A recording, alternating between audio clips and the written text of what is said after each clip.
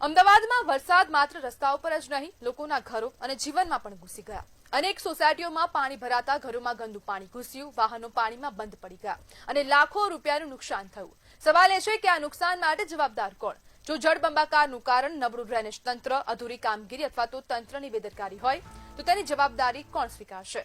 શું માત્ર વરસાદને દોષ આપીને એએમસી પોતાની જવાબદારીમાંથી છટકી શકે?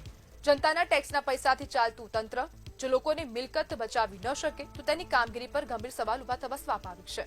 શું આ ઘટનાની જવાબદારી નક્કી થશે?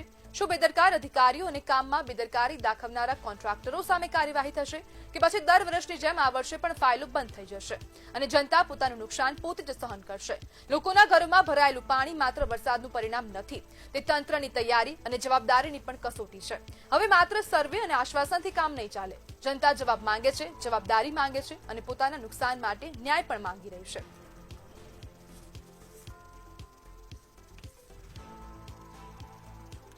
અને આજ મુદ્દે આપણી સાથે ચર્ચા કરવા માટે જાગૃત નાગરિક બાબુલાલ શેઠ જોડાઈ ગયા છે. બાબુલાલભાઈ, દરેકના ઘરમાં હાલ ક્યાંક નીચાણવાળા વિસ્તારોમાં જશો અમદાવાદના તો દરેકના ઘરમાં તમને ઘૂંટણસમાં પાણી દેખાશે. શું કહેશો? હા મેડમ, એમાં એવું છે કે ચોમાસા પહેલા તંત્ર દ્વારા પ્રી મોન્સૂન પ્લાન ઘડાતો હોય, તેમ છતાં વરસાદ પ્રથમ જ વરસાદની અંદર થોડા વરસાદની અંદર જ દરેક વિસ્તારની અંદર પાણી ભરાઈ ગયું છે.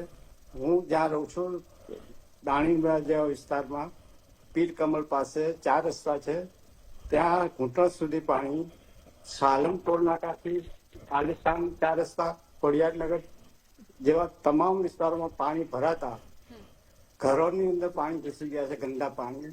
એ પાણી ઘરમાં ઘૂસી જવાથી જમવા જેવી વસ્તુઓ, ખાવાની જે હોય, અનાજ પાણી, ઇલેક્ટ્રોનિક વસ્તુ, ટીવી, સ્કૂટરો, ગાડીઓ ને ઘણું બધું નુકસાન થયેલ છે. તો આ બાબતમાં તંત્ર જો વ્યવસ્થિત પ્લાનિંગથી કામ કર્યું હોત તો આ પરિસ્થિતિ જોવા ના મળે. બાબુલાલભાઈ, આ પહેલી વાર આ ઘટના બની છે કે દર વર્ષે આ જ સ્થિતિ હોય છે? ના, મારા ખ્યાલથી છેલ્લા હું 10 વર્ષથી આ પરિસ્થિતિ જોતો આવ્યો છું અને દર વખતે હું આ બાબતમાં લખું બી છું તંત્ર સામે અને એમની સામે જવાબ બી માંગુ છું, પણ તેમના તરફથી મને કોઈ સંતોષકારક જવાબ હજુ સુધી મળ્યો નથી. એએમસી શું કહેશે? જયારે તમે આ રજૂઆત કરી રહ્યા છો ત્યારે એએમસી તરફથી શું જવાબ મળી રહ્યો છે? એ વખતે મને ઠાલ આશ્વાસન આપે છે. કેવું આશ્વાસન? એ થઈ જશે અને આ કઈ અમારા હાથની વસ્તુ નથી, આ કુદરતી વસ્તુ છે અને અમે અમારું કામ કર્યા જ કરીએ છીએ. તો એએમસી જે કામ કરે છે તે કામથી આ જે પાણી ભરાઈ જવાની સ્થિતિ છે, લોકોના ઘરમાં જે પાણી જઈ રહ્યું છે તો તે રોકાઈ જશે?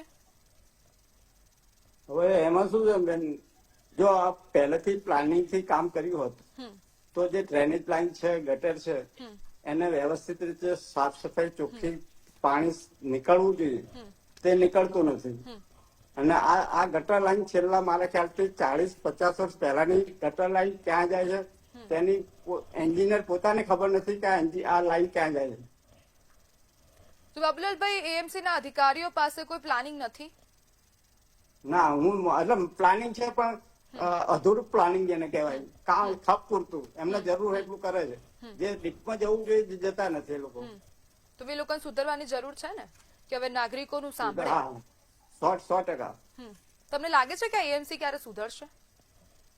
મને તો લાગતું નથી કે સુધરે એવું.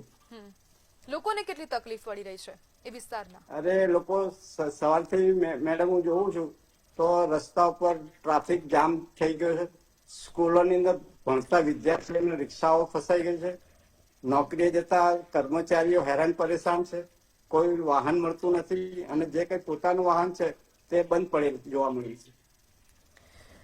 બાબુલાલભાઈ, હવે લોકોને હાલાકી પડી રહી છે, હવે લોકોને આર્થિક નુકસાન થયું છે આમાં? કોઈનું ઘરની દિવાલ પડી ગઈ એ વિસ્તારમાં? હા બેન, એટલે ઘણી જગ્યાએ ઝાડ પડે છે, કોઈને ગાડીઓનું નુકસાન થતું હોય છે અને ઘણા લોકો આર્થિક રીતે વાહન ન મળવાથી પ્રાઇવેટ વાહનમાં જવું પડતું હોય તો એ આર્થિક પરેશાની બી વેઠવી પડતી હોય. બાબુલાલભાઈ, તમે ટેક્સ ભરી રહ્યા છો, બરાબર? તો ટેક્સ ભરતા નાગરિક હવે એએમસી પાસે શું અપેક્ષા રાખે છે? હા બેન, મારું તો કહેવું એવું છે કે જો સરકાર આપણી જોડેથી ટેક્સ લેતી હોય તો એમને સુવિધા પૂરી પાડવી જોઈએ. કોઈ નાગરિક હેરાન પરેશાન ના થાય એ એમનું પહેલું મહત્વનું કામ કરવું જોઈએ.